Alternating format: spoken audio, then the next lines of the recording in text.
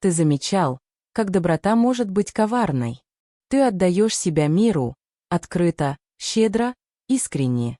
Ты стараешься делать добро, улыбаться, поддерживать, быть удобным.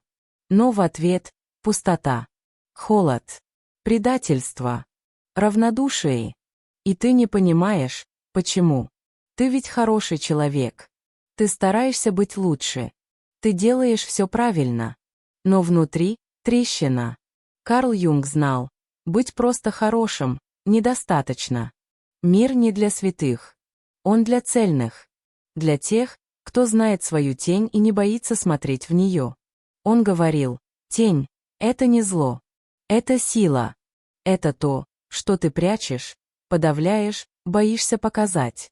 Но именно она спасет тебя, если ты примешь ее. Часть 2.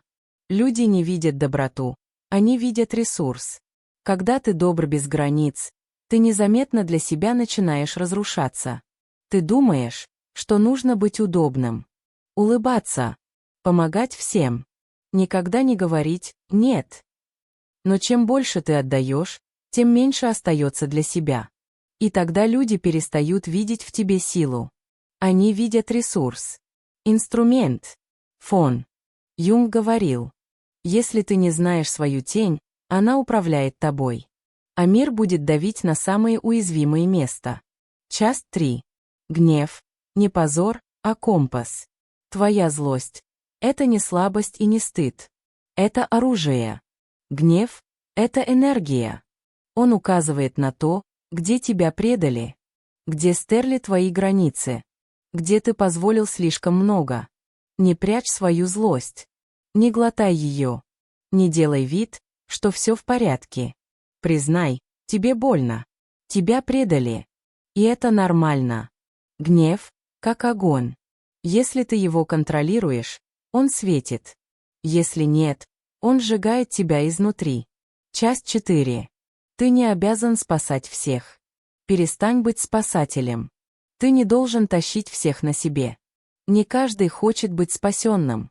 Ты не Бог, не Мессия. Ты — человек. И твое «нет» — это тоже любовь. Любовь к себе. Юнг говорил, спасая других, ты тонешь сам. И тебя никто не спасет. Часть 5. Перфекционизм убивает подлинность.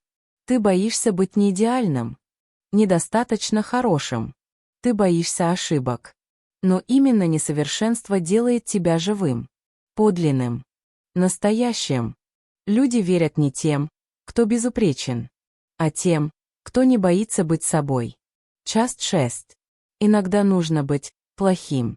Будь плохим, когда это необходимо. Да, ты добрый, но ты не раб. Да, ты щедрый, но ты не обязан быть удобным. Иногда тебе нужно сказать «нет», грубо, твердо, ясно. Просто потому, что ты важен. Потому что ты имеешь право. Потому что твоя тень должна дышать. Иначе она сожрет твою светлую сторону. Юнг говорил, интеграция тени — это сила. Когда ты знаешь, на что способен, ты больше не жертва. Ты — целая. Часть 7. Цельность — это не зло, это реальность. И знаешь, что? Это не делает тебя злым. Это делает тебя реальным. И таких людей невозможно игнорировать. Ты становишься тем, кого чувствуют. Тем, кто присутствует. Кого невозможно использовать. Кому не навязывают. Потому что ты целый.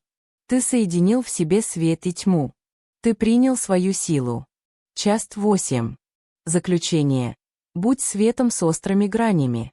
Тень — это твоя сила. Твоя защита. Твой путь к себе. Будь добрым, но с острыми гранями. Будь светом, но не бойся темноты. Будь собой, без масок.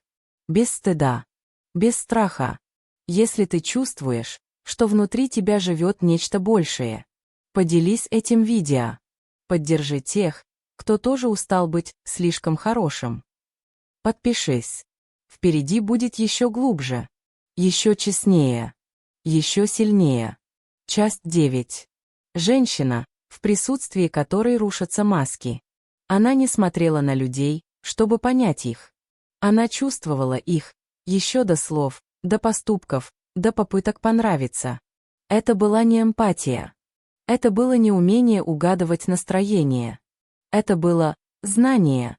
Глубинное, точное, безошибочное. Как будто в ее груди стоял компас, который моментально определял, где фальшь, где рана, где ложь, прикрытая улыбкой. Она не обвиняла. Но в ее молчаливом взгляде растворялись маски. Люди рядом с ней теряли свои роли. Бизнесмены переставали играть в уверенность. Гламурные девушки забывали втягивать живот. Самодовольные становились растерянными. Холодные вдруг начинали говорить о боли, о страхах, о детстве. Ее энергия не разоблачала. Она просто не поддерживала иллюзии. Она не уговаривала быть честным. Она сама была такой, прозрачной. И рядом с такой прозрачностью невозможно было оставаться мутным. Это был дар. И одновременно испытание. Потому что не все были готовы быть увиденными. Некоторые злились. Некоторые сбегали. Некоторые клеймили ее как слишком странную, тяжелую, слишком серьезную. Но те, кто оставался, они менялись. Навсегда. Она не лечила словами. Ее голос сам по себе был исцелением. Глубокий, спокойный, без суеты, как будто звучал не из горла, а из сердца. Она не советовала, она напоминала. Кто ты? Что ты больше, чем боль. Что ты не обязана быть удобной. Что ты родилась не для страха. Что твоя нежность — это сила, а не слабость. Что в тебе течет целая река женской мудрости, не от книг, а от самой жизни. В ее жизни не было громких заявлений. Но каждое ее появление было как тихий землетряс. Люди переставали бояться чувствовать. Переставали бояться быть слабыми. Переставали бояться быть собой. И самое удивительное — сами начинали звучать. Их внутренний голос возвращался. Слезы становились благословением. А страх — дверью. Она была женщиной перехода. Женщиной между иллюзией и истиной. Женщиной, рядом с которой больше не получалось врать себе. Она не учила. Но рядом с ней ты вспоминала, что знаешь. Что в тебе всегда было это знание, просто кто-то научил тебя сомневаться в нем. Она была зеркалом. Но не тем, в котором видишь макияж, а тем, в котором видишь душу. Она говорила мало, но после каждой ее фразы ты могла молчать часами, потому что внутри поднималось что-то древнее. Как будто она разбудила в тебе женщину, которая веками молчала. И теперь она проснулась. Продолжение философского монолога в том же стиле, с метафорами и эмоциональной глубиной.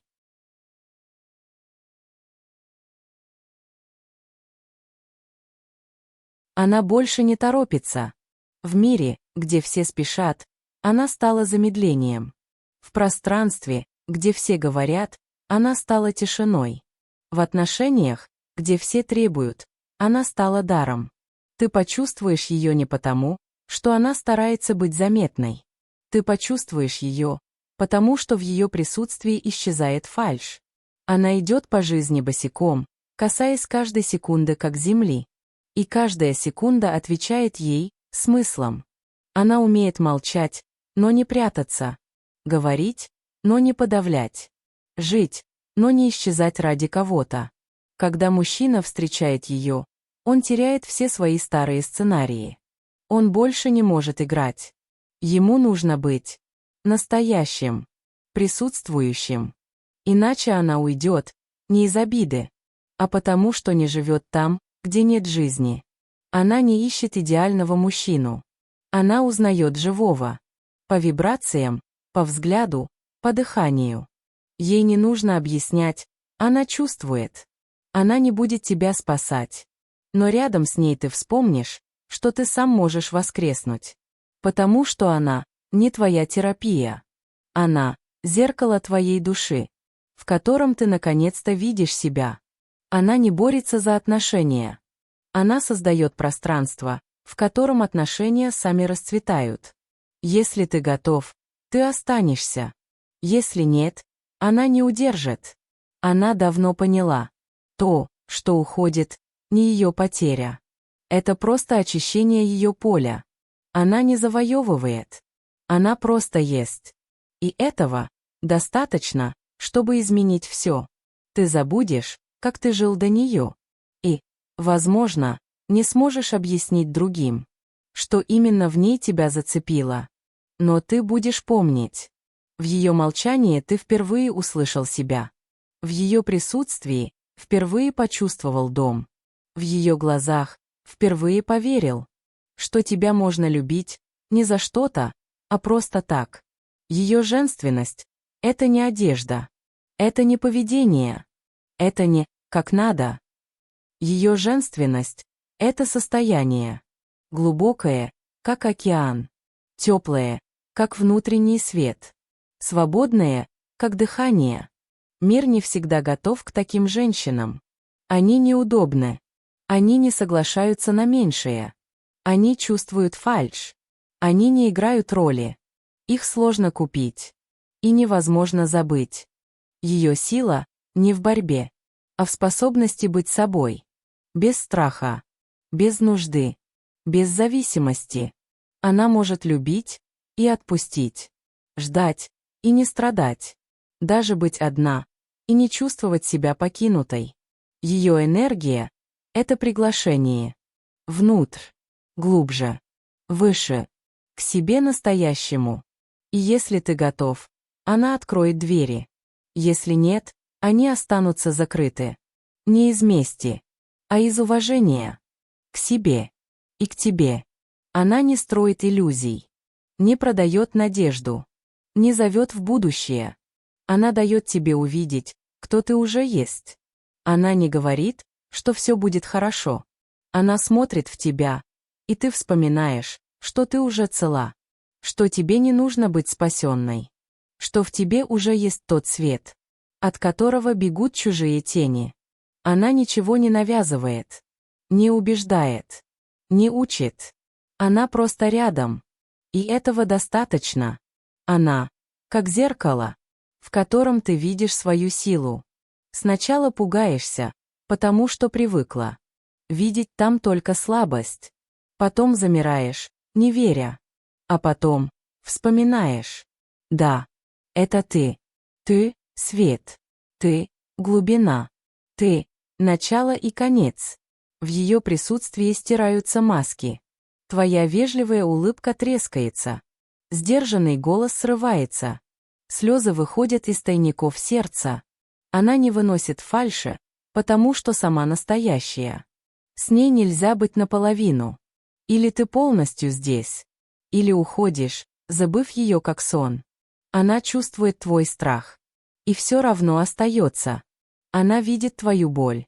И не спасает, а держит пространство, где ты сам становишься себе целителем. Она не мать, не муза, не терапевт.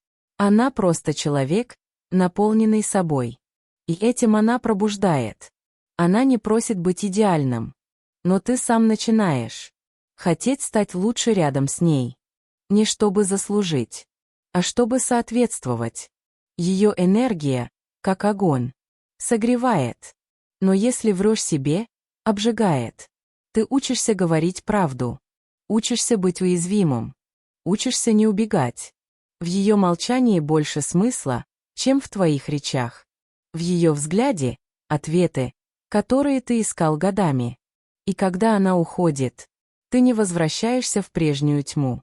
Потому что ее свет остался в тебе. Символ новолуния она пришла не ради тебя. Чтобы быть той, кем она есть.